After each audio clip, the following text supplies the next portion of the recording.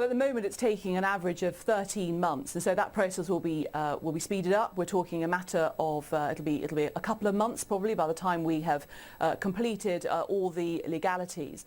What we have seen though is that in some schools, for example, those objecting have launched judicial reviews. There have been appeals and other objections, and all the time children are left in a school that is failing, that is inadequate, that is not giving them a great education. And we just think that a day spent in a failing school is a day too long when a child's education is at stake. How many academies currently are unsatisfactory? Well, it's not about obviously academies. I mean, there are up to 1,000 state-maintained schools that are rated inadequate at the moment, and the plan is that they will become No, sorry, the question was how many existing academies are substandard?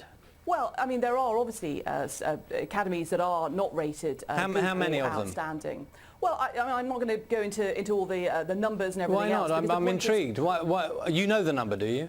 Well, because the whole point is that actually the Department for Education, where an academy is deemed to be failing or to be in special measures, we have much swifter powers through the regional schools commissioners. We're working with their elected head teacher boards to go in and take action, and that is exactly what happens at the moment. Well, the reason I asked that question is, for those local authority schools. I'm sure you know the reason I asked that question is some people are saying this is not the perfect answer to a problem with a school, and some people say just turning it into an academy in itself doesn't necessarily make it a good school, which is, I think, why it is relevant. And I'm curious as to why you're not giving me that number of the number of academies that are in themselves failing, because you're suggesting to us that this is the absolute answer to any problems with schools. They become academies. So could you just tell us how many academies are falling below the standards? No, because the point is that becoming an academy gives the people who best know how to run their schools, the heads, the teachers, the governors, the freedoms to do that, to ensure every child has a great education in terms of looking at the curriculum,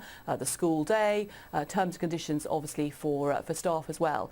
And we see that there are some fantastic sponsor academies. Many of them are actually successful schools in their own right that then go in and run other schools. They offer their expertise to those other schools, and that's what we see happening up and down the country.